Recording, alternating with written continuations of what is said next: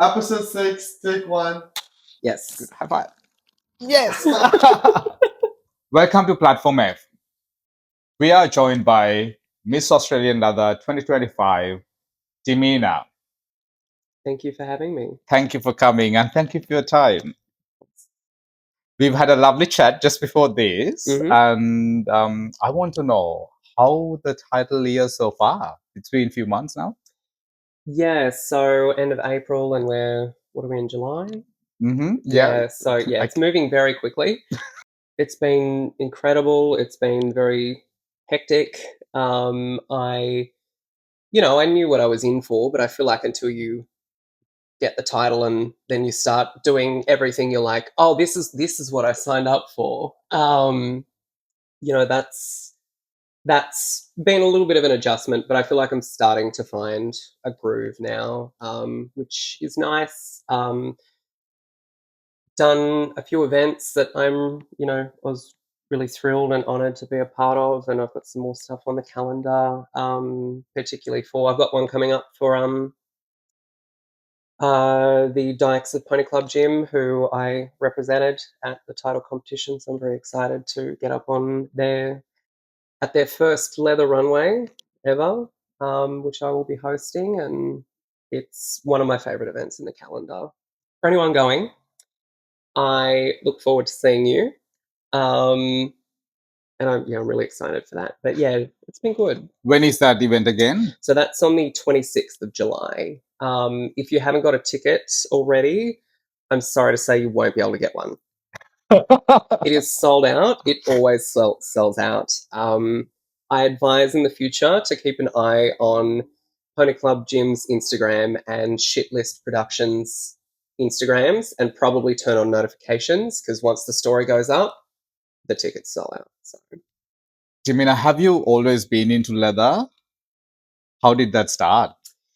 So I've always been into leather, and I've always been into kink, but wasn't always knowingly into kink, and it took quite a while for me to merge the two. So from a teenager, I was always hunting out leather jackets, leather boots, big fan. And obviously I like my motorcycle leathers. But it took me until my 30s to when I started to realize what I'd been doing for a long time was kink, that I could merge these two things together, which I think was also really important in, there's layers to community. Yeah. And while I have so many beautiful kinksters in my life who aren't into leather, it was when I found leather as a community that I really, that was a turning point in my life. I was like, oh yeah, these are my people. I really love leather people. What did you do at that time to meet these people when you were first discovering leather? After watching a film on kink at Gay 24, Blood Sisters, which was part of I talked about it in my performance at the title competition.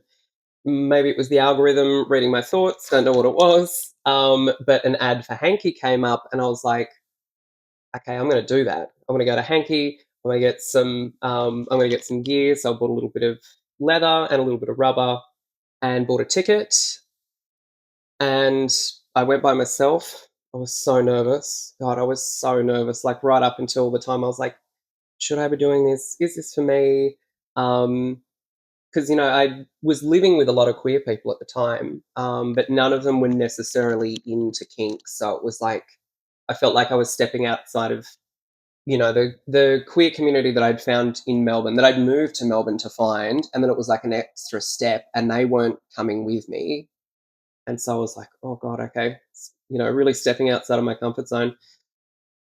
Within 15 minutes of being in Hanky, I was like, oh, it's not scary. It's fun. Everyone's really nice. They're kind of dorky, actually. They're so into this that they just love to stand and talk about it as much as, engage with it. And, it really helped when I went to Eagle Leather to get my ticket. Everyone was so Sorry, the lights went off. Sorry, keep No, going. that's okay. When I went to Eagle Leather to pick up my ticket, everyone was so lovely and so like, "Hi, how you going?" Which like I'm kind of used to in that kind of store. But then asking for the ticket, and they're like, "Oh yeah, Hanky, how exciting! Have you been before?" Like, and just making me feel like, oh, like it doesn't matter that I haven't been before. It doesn't matter that I like haven't um, immersed myself in the community yet, or I'm not the most experienced kinkster or leather person or whatever. That like these people want me to come. Yeah. Like they actively want me to join the community or at least see if it's for me. And that was, yeah. I think if I hadn't got that reception from the mob at Eagle Leather, I might have been a lot more nervous, but I was feeling better about it. And then, yeah, like I said, I walked in, got a drink, and I'm a bit social. I will go and talk to strangers. Yeah. And I went and found people like me who were standing against the wall that it was obvious it was their first time too. And I was like, oh, well, we can talk about the fact that, what do you think? We haven't been here before. This is so exciting. This is very different to like a drag show or something. God, I must have made about 5 or 6 friends that night. Yeah. And I still see them at events. I still, we socialize, we hang out. Yeah, so it was like obviously it took a pretty big leap of faith on my behalf. But like it completely paid off, and it was like it felt like it was this really big jump, and then it was like realizing, oh, the water's actually only about this deep, and everyone's really lovely. And actually lots of people are doing this all the time, and it's it's not scary. Yeah. So I've had similar experiences in Melbourne when I moved to Melbourne, and even in other cities in Australia. I was so scared to go to places, and then I've been there. I realized, wow, this is not that scary. I should have done this before. Yes, yeah. It also made me think that people I met, like you said, were really nice to me, and that changed my experience to a very positive one, and made me think that I have to be nice to people I meet in places because that could be their first time. And I don't want to give someone a bad experience just because I'm meeting them for the first time. So I think it helped me to be nice to people more. Yeah, absolutely. And I think like particularly because it's quite with the event itself and like with your gear and everything else, like it's an investment, whether in time and trying to find it and finding something within your budget, or like it has cost you, like something that you've had to save up for or whatever.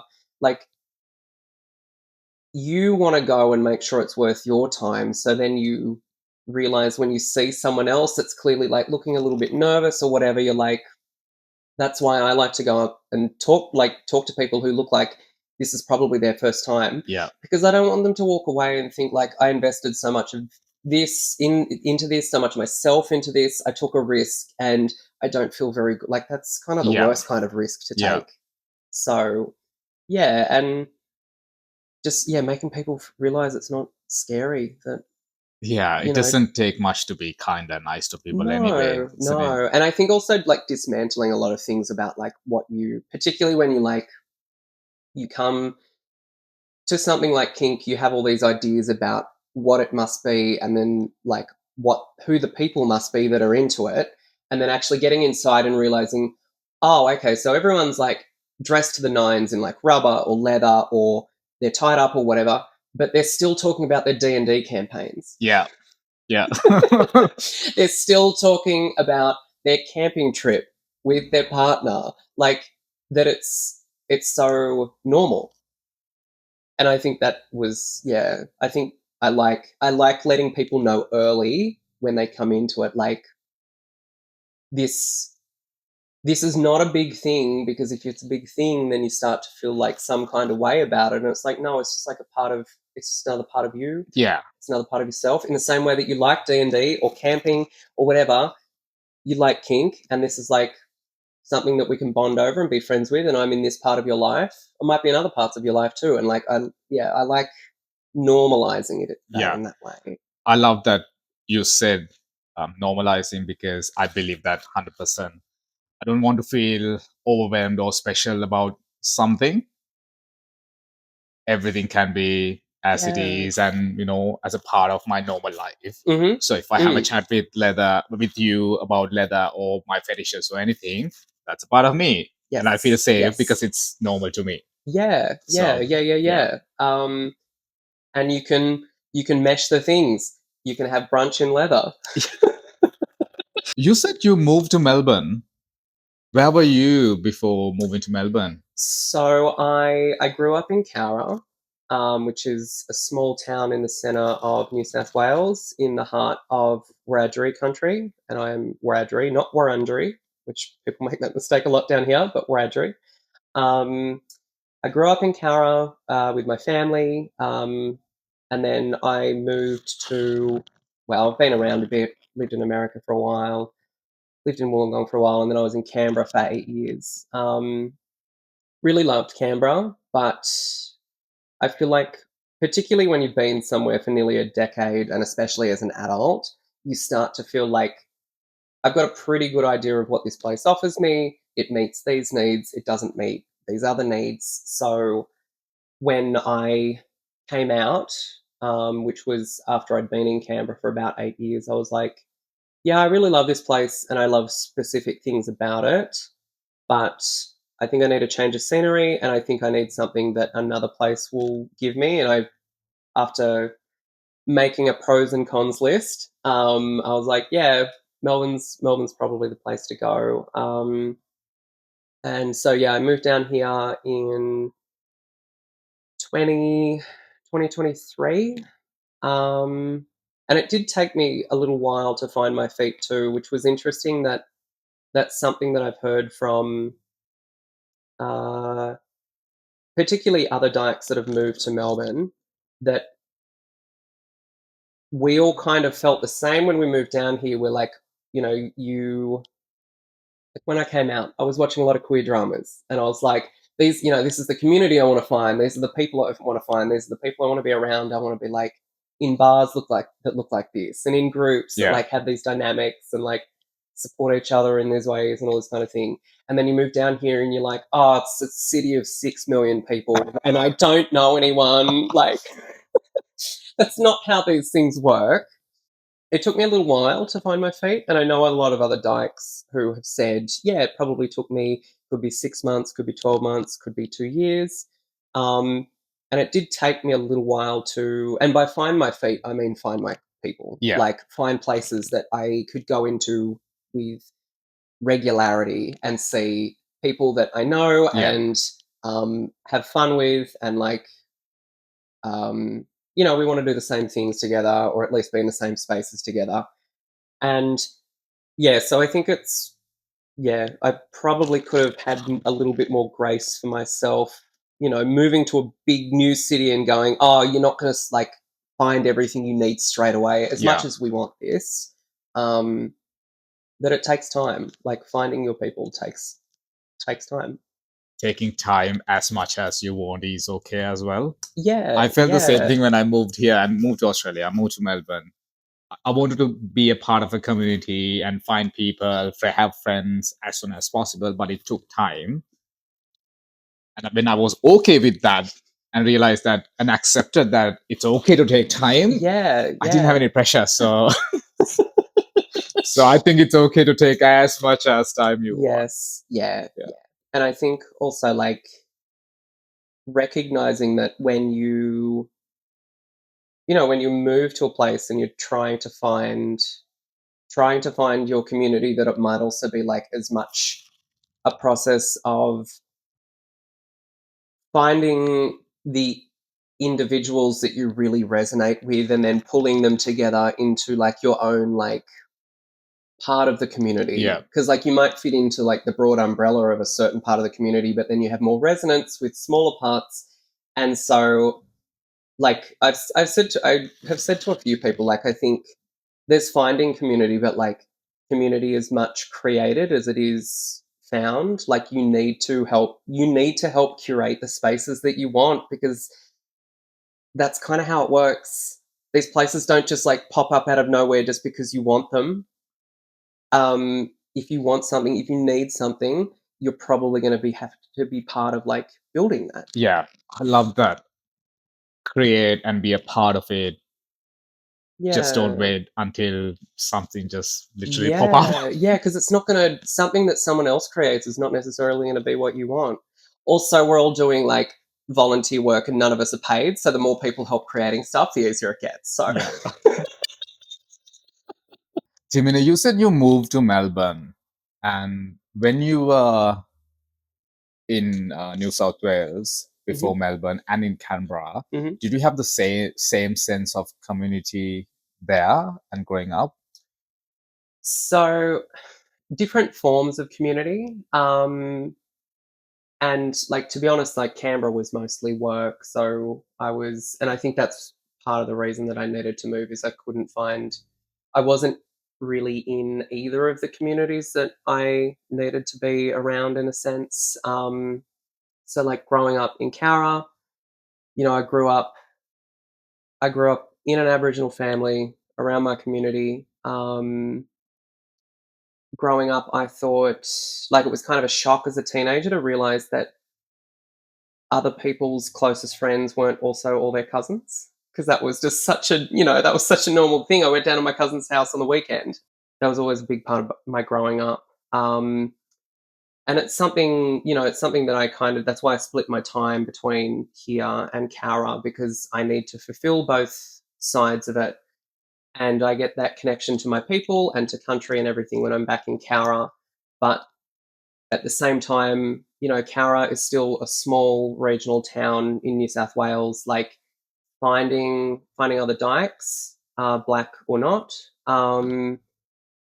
there's not the population to sustain a community like that. And I don't think Cowra's going to become the new Daylesford anytime soon.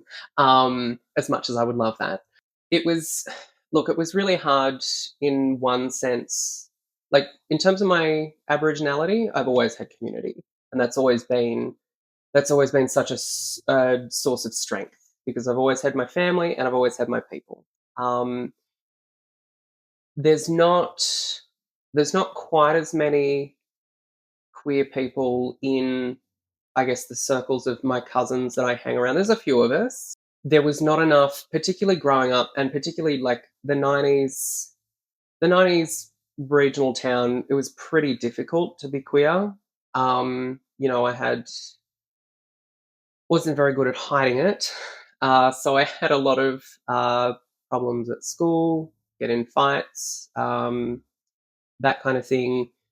So it's difficult. I think it is always difficult, being a black fella and being queer, unless you do happen to be from like a large, like your country is where a large city is based. You're always going to be forced to choose to split your time and split yourself, and that is hard. That is hard. I go home to do for cultural business, to see my family and that kind of thing. I miss out on events here, and then vice versa. If I'm down here for stuff, because it's quite a drive to Cowra, I don't get to be around my people and to be doing those things as much as I would like, and so that is always a tension that, like, as much like I can dream of all the resolutions that the way that might play out in the future, but for like the time being, that's just a reality, is being split between the two. And because queerness, I guess as a concept, is so, like, when I'm around other black fellas, it's acknowledged and it's recognized, but it's also like, but you're also just Wiradjuri. You're also one of us in the best way possible. Like, it's known, it's acknowledged, but it's one part of me, and it doesn't change the way that I am loved and held and supported by my people, and the way that I, participate in cultural business and all that kind of thing. But yeah, like on the other side of it, like Cowra was hard growing up.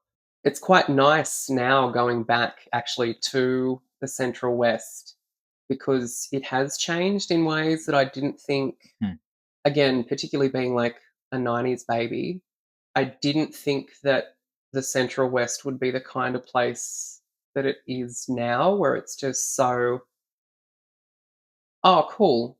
Like, okay, this is a thing about you. And I guess kind of like in the small town sense, it's like, yes, this is something about you, but you're still such and such as kid.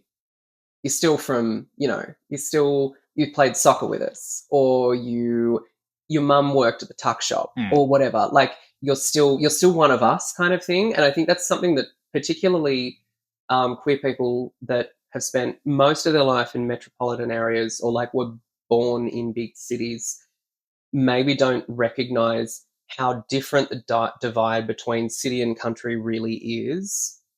And while there are parts that are really, really hard, because even when, they love you and they support you, I can't sit and talk about, you know, um, straight people business all the time when I'm home. Like, they're doing it because they want to engage with me on the terms that they live their life. And I'm like, this doesn't, this is not how I live my life. I'm glad we still talk to each other, but like, love and light, like we're on two different wavelengths here.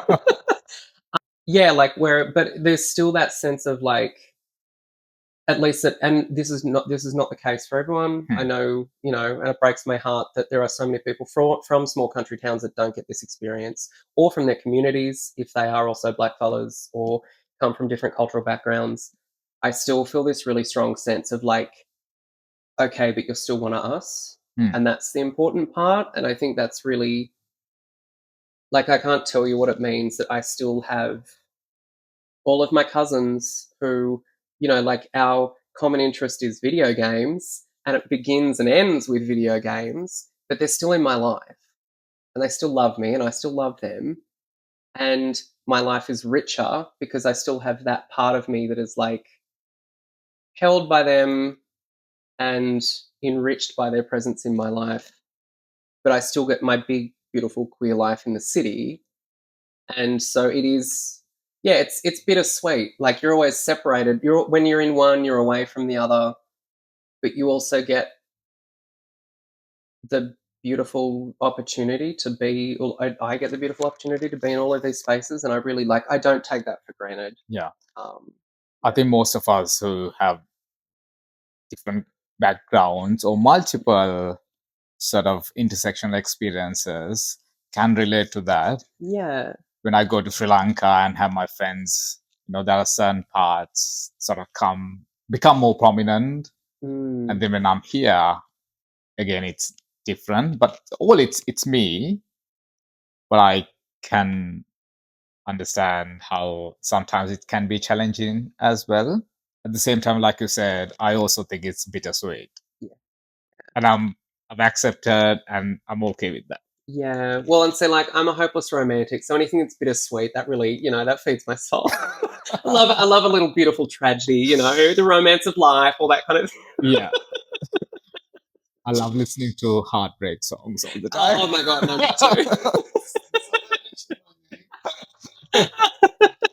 I don't need a heartbreak, but I can listen to those songs and I'm like, Yeah. No, preaching to the converted.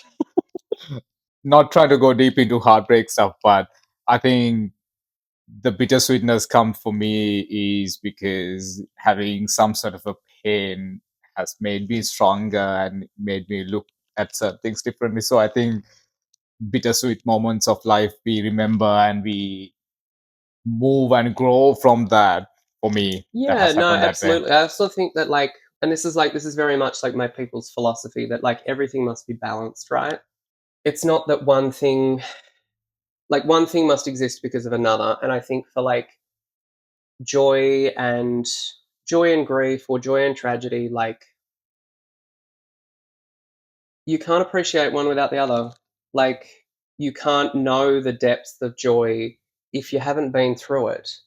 It's hard, but that's also like, that's Life. That's life. That's what it is to be a person. Yeah. Like, to live a full life. The moments of joy, just I sit with so much gratitude when I experience them. because I know how bad it can get.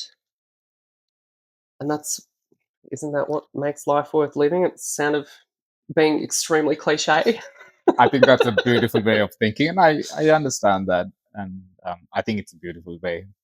When you were growing up and moved to different places as well, did you see many people out there like you in media or in public eye?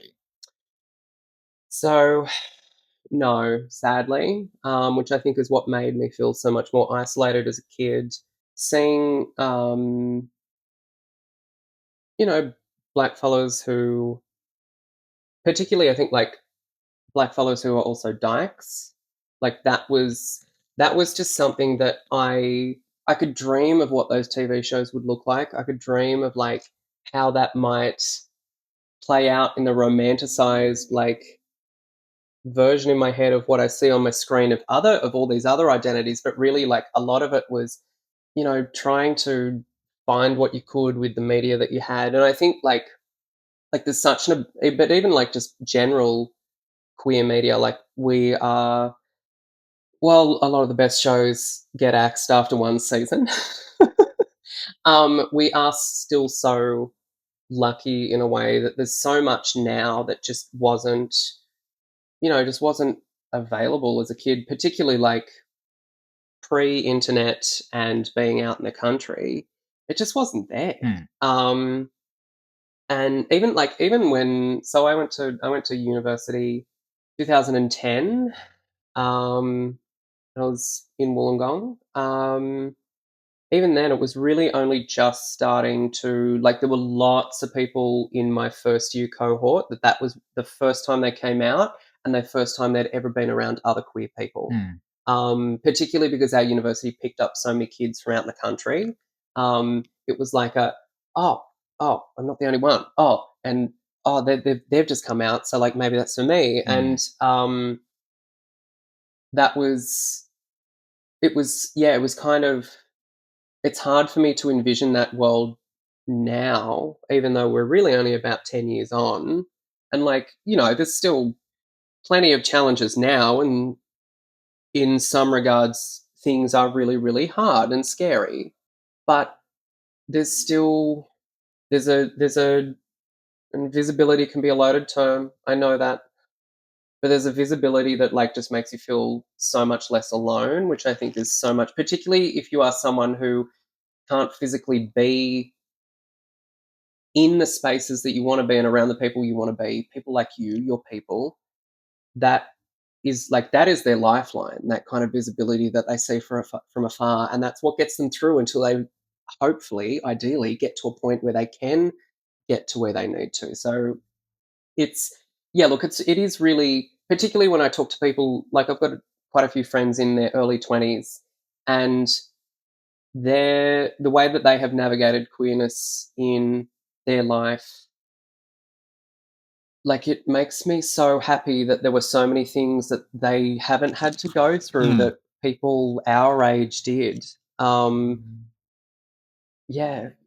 You also mentioned in one of the previous chats the importance of being around people who are not like you. Yeah. So it's something that I, in the process of when I was talking about particularly creating spaces that are for you, that this was something that I recognized, was that while it's important to be around the people that you resonate with, that make you feel at home and all that kind of thing. Like I love dykes. What a twist.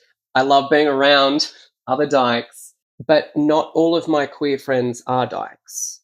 I have lots of beautiful gay men in my life. I have beautiful straight cis men who can't like they know that they can't see the world that I do, and they're never going to see it that way.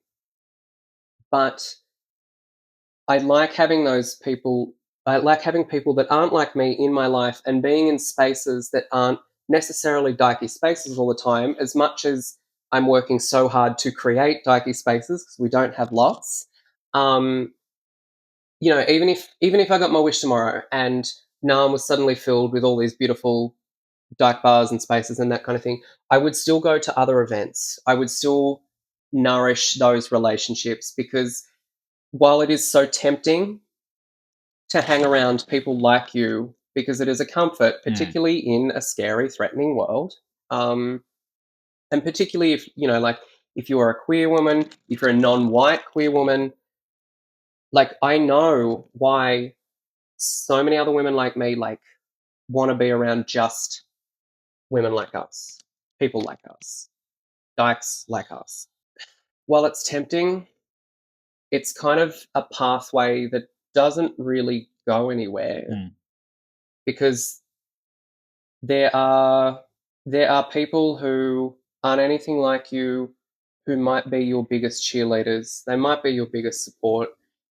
And the danger of wanting to be around people like yourself all the time is that you start to use that as a qualification for who is a good person and who is a bad person. And it's something that happens slowly over time, and I've watched it happen to friends. I've watched it happen to myself. I have been tempted by it myself, and I've had to pull myself back and go, hang on. Or I've been burned by walking down this path and going, this is not going to take me to a happy place, or a meaningful place, or a place with like genuine solidarity. Because when you start using people's identity that aligns with yours as your sole marker for virtue and morality and all that kind of thing, not only do you start to ignore the people who aren't like you, who are virtuous, who are honorable, who are just really, really good people, and they're never going to understand the world that you see, that you're never going to understand the world that they see, but they're going to be there for you when you really need them. They're going to cook you food. They're going to send you a bit of money. You're going to do the same for them. They might be the ones that pick you up from the airport. They might be the ones who, when you're having problems with your family, you're going to stay on their couch. And you need to nourish those relationships, because if you solely define goodness or value by the people that are like you, you will start to overlook behaviors and actions and beliefs that are at best they can be, best they can be narcissistic. But at best they are, you don't learn anything that way. And at worst, it can be, like, I've watched people excuse really horrible behavior. I've watched people excuse violence because they go, well, you're like me, so that makes you an inherently a good person. And then the human brain is very good at rationalizing what we want. And that is something that we will do with other people's actions. If we internalize that belief and we go, yes, this is how the world works, this person is like me, that makes them a good person. You watch them do something to hurt someone else, you'll be tempted to go, oh, okay, but that is a road that doesn't go anywhere. So you need, I'm sorry to say, but you need lots of people in your life of all different stripes, and that is how you become a richer person. That is how you make other people's lives richer. Jimena, when you think of your community, what three things comes to your mind? Support. And I like the kind of support when you feel like you are like adrift and you've got no one else to lean on, that community is your support. Solidarity, because I think now more than ever, expressing and being part of that solidarity with other people who hold the values that you do, and want to see the world move in the right direction and all that kind of thing. They are the people who are going to be beside you. And it's going to sound so cheesy. Community is love, right? It takes work. It can take a lot of work. But like when you nourish it and you look after it, and it looks after you, and it holds you, and it makes you feel good. Like there's no better feeling in the world than being in a room full of people who are your people, your community, and you feel like you're just connected to them all at the same time. Like there's a little thread between you all and you're all linked. Like, yeah. Because the other two things don't happen without love. Because you have to have such a tremendous amount of love for yourself and for other people to support other people when things are hard and to be in solidarity with them, to fight for the world that you want to see. That comes from a place of love for you and the people around you. So Beautiful. Thank you so much thank for you for talking to having me. me. Thank you. Thank you so much. And I wish you an amazing, beautiful raining year this year. Thank you. Mandangu. Thank you so much. Thank you. Thank you so much. Oh, Thank you. oh darling. Thank you so much.